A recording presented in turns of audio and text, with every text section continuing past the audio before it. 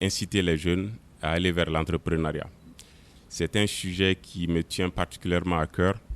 Donc, quand je suis appelé à intervenir dans ce domaine, je fais tout généralement pour honorer à travers ma présence. Comme je l'ai dit, l'entrepreneuriat jeune, je pense que c'est quelque chose qui est à encourager.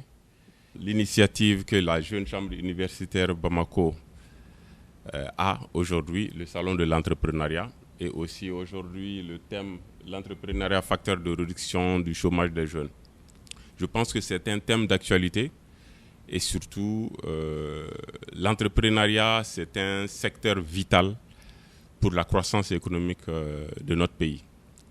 Parce que quand on n'incite pas à la création d'entreprises, tous les jours il y a des entreprises qui ferment également. Parce que soit les promoteurs ne sont pas là ou bien les entreprises ont des difficultés. Mais pour renouveler le tissu économique d'un pays et surtout assurer son développement économique, je pense qu'il faut inciter tous les jours les jeunes ou en tout cas les promoteurs, les porteurs de projets à réaliser leurs projets pour renouveler le tissu d'entreprise du pays et surtout soutenir le développement économique. Je suis un ingénieur de formation sorti de l'École nationale d'ingénieurs de Bamako en 1998. Juste avant de quitter l'école, j'étais déjà en train de penser à créer une entreprise avant de finir, avant de soutenir pour mon diplôme d'ingénieur. Donc ceci dit, c'est à la suite d'un rêve d'enfant. Depuis les écoles fondamentales, je pense que quand les parents me demandent qu'est-ce que je vais faire après l'école, je les réponds en disant que je vais faire des usines, sans savoir qu'est-ce que c'est qu'une usine. C'est quelque chose qui m'est resté dans la tête. Et jusqu'à ce que j'ai eu mon DF, je suis allé au lycée technique. Et après le lycée technique, je suis venu à l'École nationale d'ingénieurs pour sortir comme ingénieur en génie industriel en 1998. Donc, immédiatement, un concours d'entrée à la fonction publique s'est présenté à nous. Et la même année, je me suis comme par hasard présenté et j'ai été admis au concours d'entrée à la fonction publique pour enseigner dans les domaines techniques, dans les écoles techniques comme l'ESICA, l'ENI et autres, comme la plupart de nos collègues d'ailleurs. Mais ça, c'était juste comme c'était une première opportunité pour moi. Mais pendant ce temps, j'étais aussi au Centre culturel français comme responsable informatique, bien que je suis ingénieur en génie industriel, mais bon, avec les connaissances informatiques qu'on avait. Donc j'ai travaillé pendant 9 mois au Centre culturel français et c'est après ça que nous avons été mutés à travers la fonction publique. Et donc moi j'ai été affecté à l'école l'ESICA, qui se trouve dans la même cour que le lycée technique. Donc, j'ai eu à enseigner pendant au moins une année et demie, les matières techniques. Et pendant ce temps, mon entreprise, la première entreprise se mettait en place, qui s'appelle Birocad, qui est à Djelibougou, dans le domaine de l'informatique. Et donc, c'est petit à petit, le goût entrepreneuriat s'est installé. Et puis, cette entreprise a eu aussi une certaine croissance au fur et à mesure des années. Et 8 ans après, comme on le dit, l'appétit vient en mangeant. Donc, la deuxième entreprise, qui est une imprimerie, a été mise en place en 2008. Précisément à Djelibougou aussi, dans la commune 1.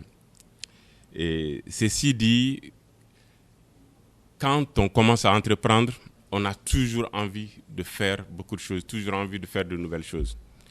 Et quand j'ai parlé aussi de la mise en place des industries depuis l'enfance, donc le secteur que j'ai choisi, c'est surtout l'agrobusiness.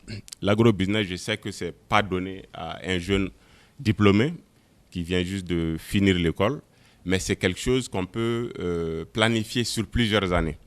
Donc c'est ce qui m'a amené à créer une troisième activité qui est dans le domaine de l'agrobusiness à travers la mise en place, l'exploitation d'une ferme agricole.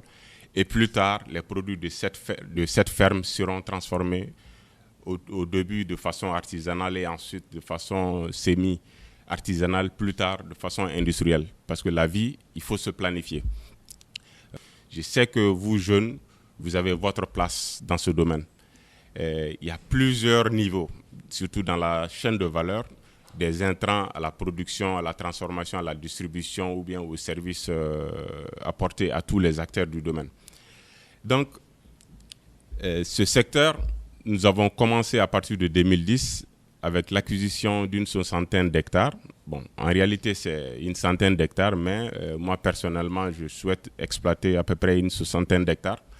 Donc, après l'acquisition en 2010, à partir de 2014, nous avons commencé à valoriser au moins un tiers, à peu près 17 hectares que nous avons défrichés et ensuite commencer à sécuriser les lieux et puis planter les arbres, les orangers par exemple. Ensuite, on fait beaucoup de papayes, les piments. Et plus tard, en 2016-17, nous avons aussi commencé l'élevage. Parce que je pense que ces deux domaines vont ensemble. L'élevage, l'agriculture, c'est lui qui arrive à associer les deux.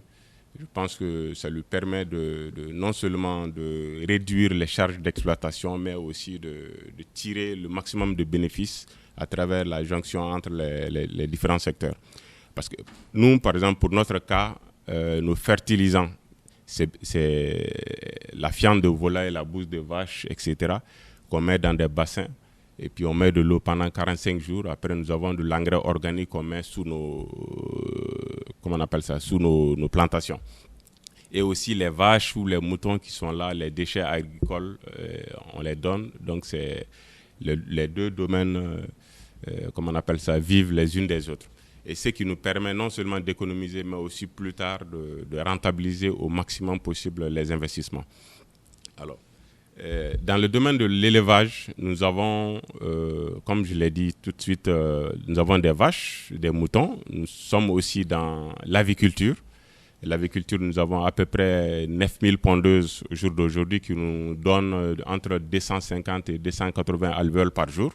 Les vaches, à peu près une 60aine, les moutons, à peu près une 50aine, qui sont en pleine croissance. Et dans le domaine de l'agriculture, après le verger, les agrumes, nous faisons le piment, nous faisons les oignons, nous faisons les poivrons, etc., etc. Je ne suis pas spécialiste en agrobusiness. C'est pour vous démontrer que n'importe qui peut aller dans ce domaine. On n'a pas besoin de prérequis parce que tout individu qui est prêt à être un bon autodidacte peut se lancer dans un de ces secteurs-là, que ce soit au niveau de prestations de services pour les acteurs du domaine, la transformation, la production, la distribution, etc. Et souvent, dans certains domaines, surtout la distribution, ça ne demande pas beaucoup de moyens pour se lancer. Et n'importe qui peut, avec peu de moyens, se lancer dans un créneau. Et puis, au fur et à mesure, quand les activités marchent, et puis peut se transporter dans d'autres domaines.